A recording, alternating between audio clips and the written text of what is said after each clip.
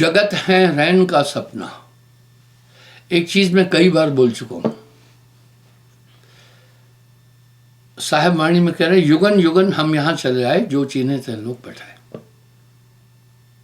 युग युगन तो साहब इस संसार में आए। अगर आप देखेंगे तो वशिष्ठ जी को राम जी ने ऐसे गुरु नहीं बनाया है, कारण था। दुर्वासा जी को वासुदेव कृष्ण ने ऐसे गुरु नहीं बनाया। जब इंसान गुरु बनाता है उसको पूछता है, चरण छूता है। आइए देखते हैं। अब राम जी वशिष्ठ के पास में गए, भाई मुनि वशिष्ठ को गुरु किया। इस संसार का और छोर कोई भी नहीं जानता। शिव गोरख सो पचपच हारे, इस काया का भेद न पाए। देखिएगा राम जी कैसे प्रश्न पूछ रहे हैं, हमेशा एक रहस्य है। हमारे धर्म में 5 की उपासना होती है, त्रिदेव, आदिशक्ति और निराकार निरंजन, और ये पूरे वर्ल्ड में होती है।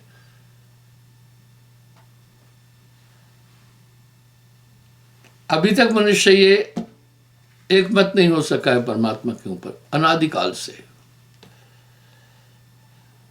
राम जी बोले, हे गुरुदेव, जब महाप्रलय होती है तो यह सुस्पष्ट भाषित होने वाला दृश्य कहां चला जाता है? अगर पूरी आइडियोलॉजी संतों की मथेंगे हम, तो उसमें क्या निकलेगा? संसार असार और स्वप्न होता है। जगत है रैन का सपना, 3 लोग ही नाश हो जाते हैं। हे गुरुदेव, जब महाप्रलय होती है यह सुस्पष्ट भाषित होने वाला संसार कहां चला जाता है? वशिष्ठ जी का उत्तर भी बड़ा क्लासिकल है। हे कौशल्य नंदन, जिस भांति आकाश वन और बांध्य पुत्र हैं, उसी भांति यह दृश्य रूपी जगत है। अर्थात जगत है ही नहीं। जिस तरह स्वप्न में देखने वाले समस्त पदार्थ सत्य प्रतीत होते हैं, जागने के बाद उनका कोई अस्तित्व नहीं होता, इसी तरह संसार है। नानक देव जी बड़ा सुंदर फरमाए, जो सपना पेखना जग रचना तिम जान, इनमें कुछ साचो नहीं, ये नानक साची मान।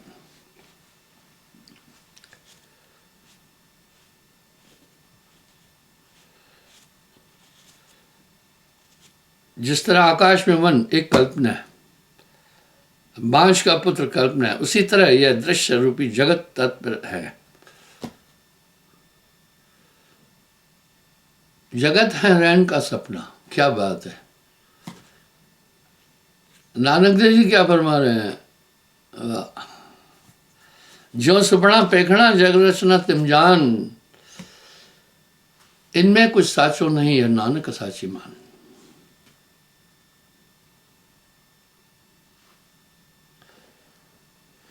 आकाश में वन नहीं होता।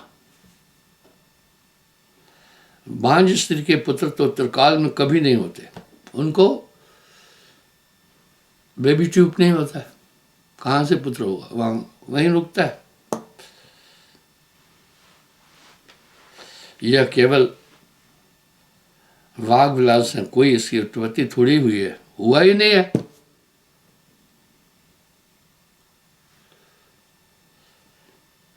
तुम किस संसार की बात कर रहे हो? यह तो उत्पन्न ही नहीं हुआ है। जो ये भाषित होता है सब स्वप्न है। आप हम स्वप्न देखते हैं। इंसान अपने जीवन का 1/3 हिस्सा नींद में गवाता है। स्वप्न देखने के बाद जब जागते हैं तो स्वप्न का अस्तित्व कुछ नहीं होता है। ये मृग मरीचिका की तरह संसार है।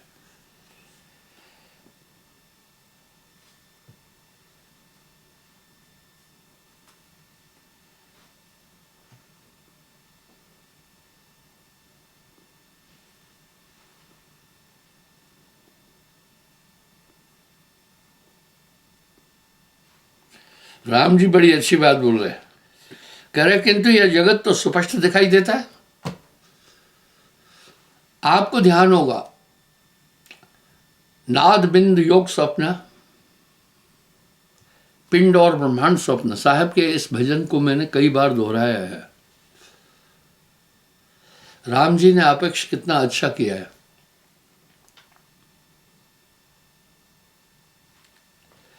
राम जी कह रहे किंतु यह जगत तो स्पष्ट दिखाई देता है, इसकी आकाश वन और बांझ पुत्र से उपमा नहीं दी जा सकती। वाह, अपने गुरु से संवाद कर रहे हैं, कह रहे हैं इसकी तो फिर बांझ और आकाश वन से उपमा कैसे दी जा सकती है।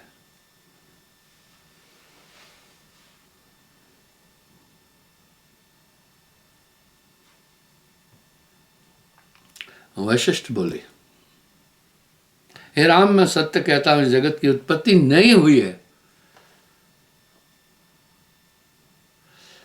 आप हम सब स्वप्न में बड़े बड़े मैदान देखते हैं, बड़े बड़े महल देखते हैं, बड़े बड़े समुद्र देखते हैं, बड़ी बड़ी चीजें देखते हैं।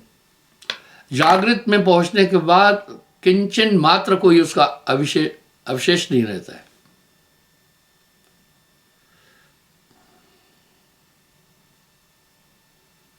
आगे इसी का प्रमाण दे रहे हैं, इस जगत की उत्पत्ति नहीं हुई है। यह तो उसी प्रकार दिखाई दे रहा है जिस प्रकार स्वप्न में नगर दिखाई पड़े। जगत आकाश रूप है, इसकी उत्पत्ति हुई ही नहीं है।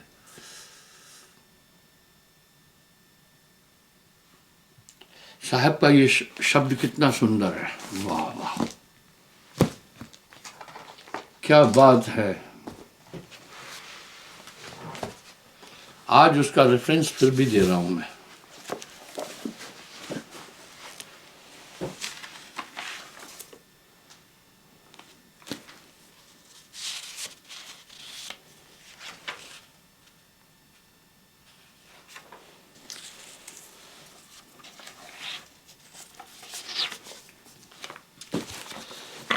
जाते भयो अंड स्वप्न रूप, बसे अंड मां है। कर्ता का स्वरूप नहीं, अंड को स्वरूप है। नाद बिंद योग स्वप्न, ईश जीव, ईश भोग स्वप्न, जीव भी स्वप्न है। हम दृश्य देखने के समय दृश्यमय हो जाते हैं, इस तरह जगत है।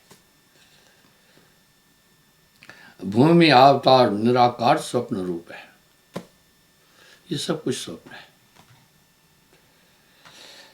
वाचा और अवाचा स्वप्न रूप सो अनूप है। ये सब माया है। चंद्र सूर्य भास स्वप्न, पंच में प्रपंच स्वप्न।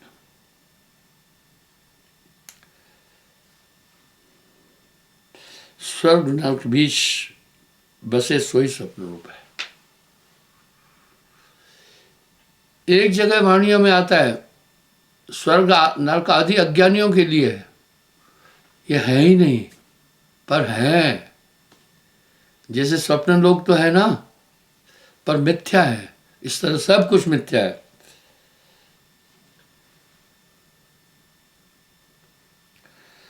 अहंग और सुहंग स्वप्न, पिंड और ब्रह्मांड स्वप्न।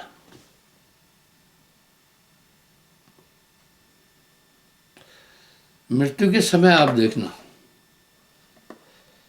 कुछ नष्ट नहीं होता। अभिमन्यु की मृत्यु के बाद अर्जुन व्यथित हुए। गांडीव फेंक करके वासुदेव कृष्ण से कहा, भगवान अब मैं लड़ाई किसके लिए करूं, मेरा पुत्र ही चला गया, मर गया। वासुदेव कृष्ण ने कहा, अर्जुन तुम किसका शोक कर रहे हो, ना कोई आया ना कोई गया, आत्मा अमर है। जिस तरह मनुष्य पुराने वस्त्रों को त्याग कर नवीन वस्त्रों को धारण करता है, आत्मा कर्मानुकूल इसी तरह शरीरों को धारण कर रही है। कुछ भी नष्ट नहीं हुआ है। ये अज्ञान अवस्था है। तुम्हारे पुत्र का शरीर पंचभौतिक था, कुछ उसका शरीर भी नष्ट नहीं हुआ। वाह, मिट्टी मिट्टी में मिल गई, पवन पवन में जाकर समा गई, अग्नि अग्नि में समा गई, जल जल में चला गया। अभीष्ट आत्मा कभी नहीं मरती है, वही नित्य है।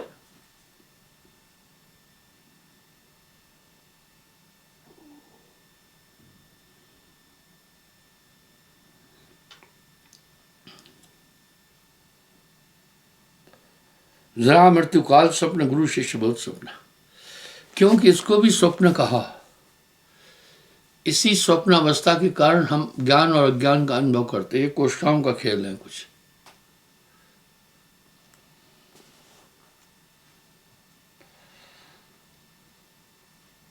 जन्म और मरण भी स्वप्न है। कहे कबीर सुन गोरख मम वचन, वचन मम स्वप्न से परे सत्यरूप भूप है, सोई सत्य नाम सत्यलोक पीस भाषा करे, नहीं आवे नहीं जाए, वही सत्यरूप सत्य भूप है। वाह, इस प्रकार से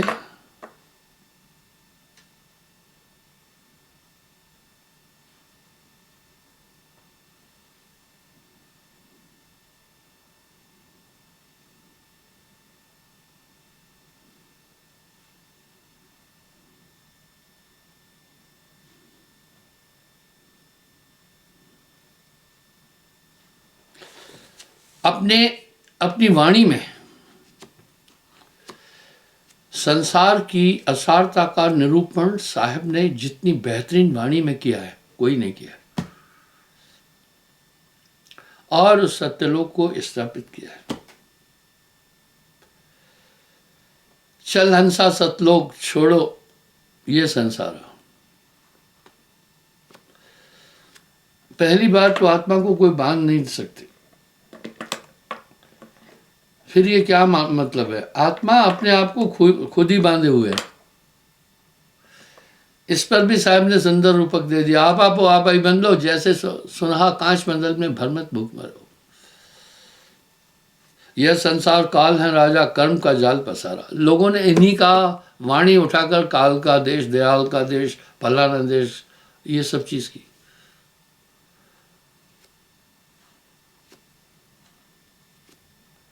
अब साहब क्या करे? काल अकाल न पावे तर। अकाल, साहब अकाल को भी क्या करे? ये भी निरंजन है।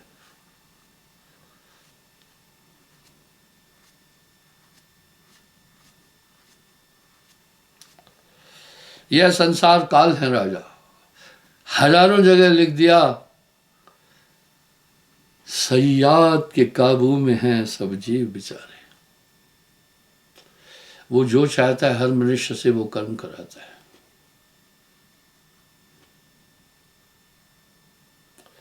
चौदह खंड बसे बाके मुख में सबको करत आहारा।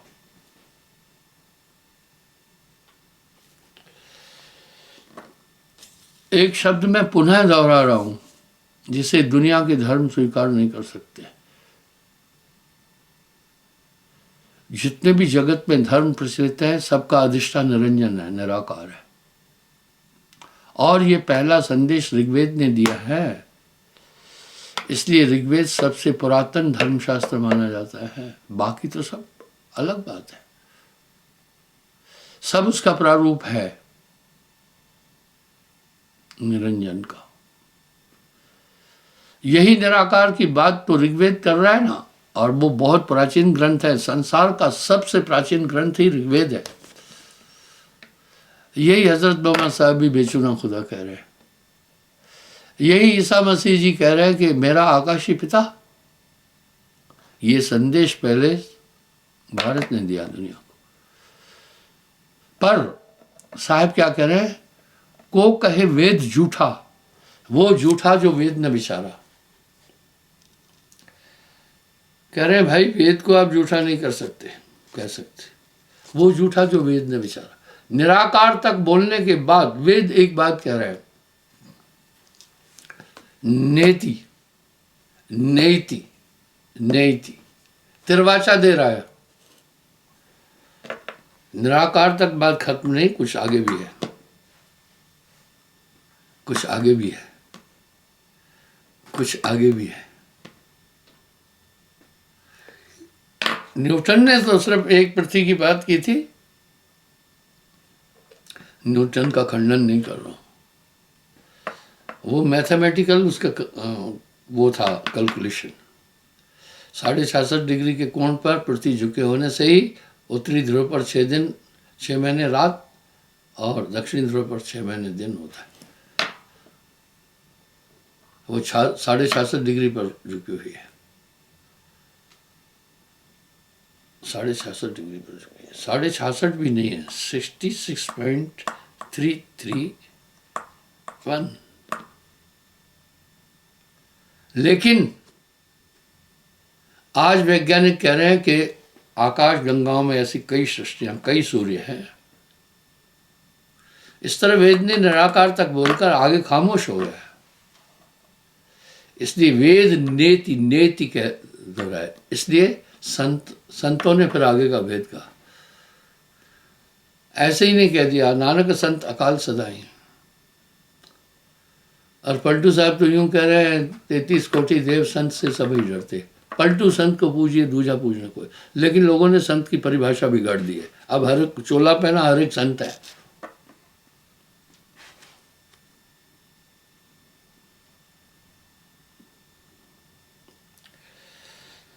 ब्रह्मा विष्णु शिवतन धरिया और को कौन बेचारा।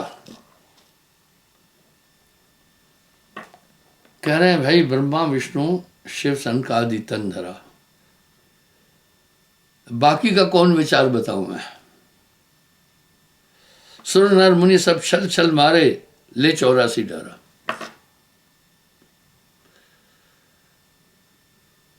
विष्णु के स्वयं 24 अवतार है, ब्रह्मा जी के बहुत अवतार है, शिव के बहुत अवतार है। अच्छा है, रामायण में गोस्वामी जी ने लिख लिया, जा दिन से प्रभु गर्भ आए, और ये गर्भ का दुख सबसे बड़ा है।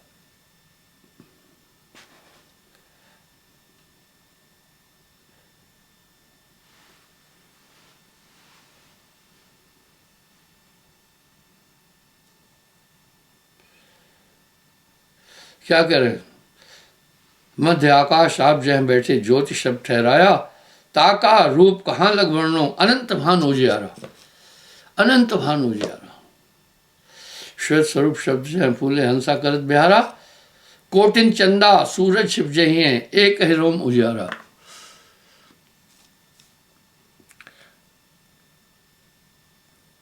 वहीं पार एक नगर बसत है, बरसत अमृत धारा, कह कबीर सुन धर्मराज लखों पुरुष दरबारा।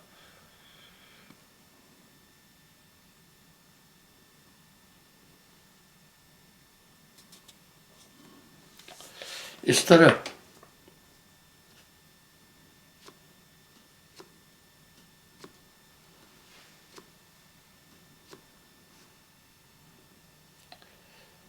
कहे कबीर सुनो धर्मदासा लखों पुरुष दरबारा। अर्थात वहां का संदेश संतों ने दिया और कोई नहीं दे पाया। इसलिए एक लहर उठी थी 14वीं शताब्दी से लेकर 18वीं शताब्दी तक, संत काल कहलाता है। वो लहर इतनी जबरदस्त उठी थी कि सभी मत मतांतर संतत्व की धारा में चले आए। यहां तक कि अगर आप रामायण का मंथन करेंगे तो ये चीज वहां भी मिलेगी, ये चीज वहां भी मिलेगी। यहां मेरा ये प्रयोजन है, ये अनंतवाद मनुष्य ने अपने हितों के लिए बनाया। प्रभु रे दो जगदीश कहां से आया, कहो कौन ये भरम आया।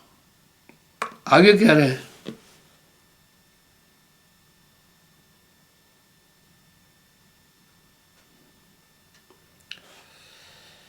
हे राम ये जगत उत्पन्न नहीं हुआ है। ये उसी प्रकार दिख रहा है जिस प्रकार स्वप्न में नगर दिखाई पड़ते हैं। जगत आकाश रूप है, इसकी उत्पत्ति नहीं है हुई।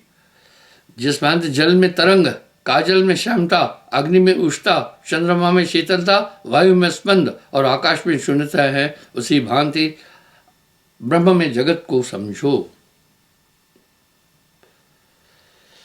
साहब अपनी वाणी में यही स्थापित करने में लगे, जगत है ही नहीं।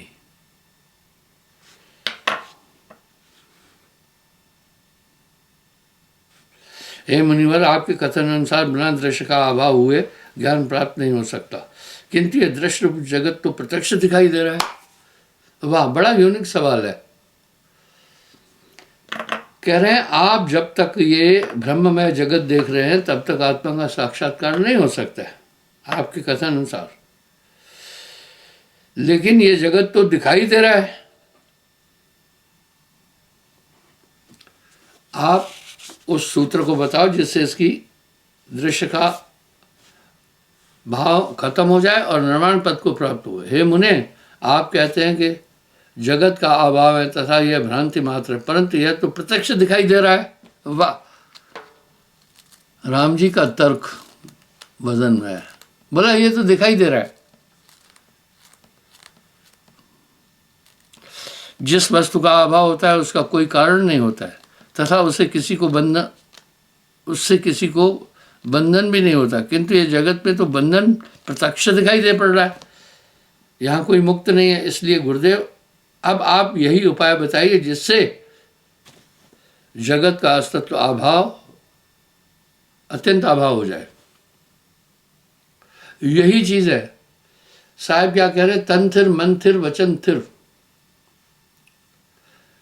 सुरत निरत थिर होए, कहे कबीर उस पल को कल्प न पावे कोई।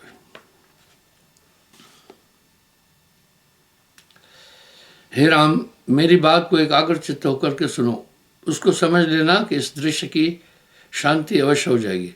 तुम्हारे हृदय में जगत उसी प्रकार न रहेगा जिस प्रकार समुद्र में धूल नहीं रहती। हे रघुनंदन, ये जगत जो तुम्हें दिखाई पड़ता है इसको रचने वाला कोई नहीं, ये अकारण रूप है। जिसका कारण नहीं होता वह दिखाई पड़ रहा है तो उसको ब्रह्म मात्र समझना चाहिए। इसकी रचना हुई नहीं है।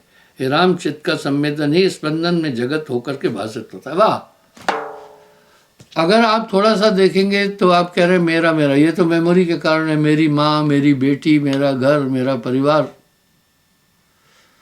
ये चिताभास हैं। यही वो कह रहे हैं केवल चित्त का निरोध कर दो, चित्त को रोक दो, चित्त को कंट्रोल कर लो, कुछ भी नहीं है। फिर उदाहरण के लिए किसी को चोट लग जाती है सर में तो भूल जाता है माँ क्या है, बाप क्या है, फलाना क्या है, ठिकाना क्या है, भूल जाता है। ये चिताभास है। सिर्फ चित्त का निरोध कर, चित्त को चलायमान नहीं होने दो हे राम, तो जगत का अस्तित्व समाप्त हो जाएगा। यहाँ साहब यही कह रहे हैं। मन के चार रूप पर मैं काफ़ी ज़्यादा बातचीत करता हूँ। जब ये संकल्प करता है इसी मन को मन कहते हैं। निश्चय करता है यही मन बुद्धि होता है। जब याद करता है इसी मन को चित्त कहते हैं। जब क्रिया करता है यही मन अहंकार कहलाता है। एक है साधे सब सदे, सब साधे दिख जाए। आप खामोशी से बैठकर तो देखो साधन और क्या है। चश्म दिल से देख तू क्या क्या तमाशे हो रहे, चश्म दिल से देख तू क्या क्या तमाशे हो रहे, दिल सता क्या है तेरे दिल सताने के लिए। तुम केवल चित्त का निरोध कर दो। ये जगत मात्र चिताभास है। इसी चित्त की कोशिकाओं में आपको याद है ये मेरी माँ है, ये मेरी बहन है, ये मेरा घर है। और आत्मा मन बुद्धि चित्त अहंकार से परे है, वो इनसे परे है। इसलिए तुम चित्त का निरोध करो। आगे कह रहे हैं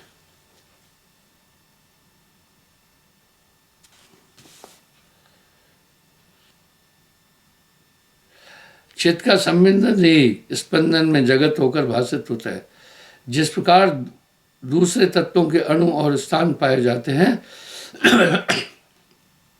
तथा आकार से नहीं, उसी प्रकार आत्मा से भिन्न इस जगत का भी कोई स्थान नहीं है। यही तो मैं गेटे का भी एग्जाम्पल दिया हूँ, यही मैंने वासुदेव कृष्ण का भी एग्जाम्पल दिया है। ये जगत केवल आपके चित्त की सुफना है और मन की तरंग है। और ध्यान में बैठकर बस मन की तरंग मार दो तो हो गया भजन। ध्यान में ये तरंगे नहीं होने पाए, मन बुद्धि चित्त अहंकार के निग्रह होने के बाद जो अभिष्ट बचा वही आत्मा है। क्षमा चाहता हूँ, कल मैं पुनः हाजिर होऊंगा। अभी आरती होगी। साहिब।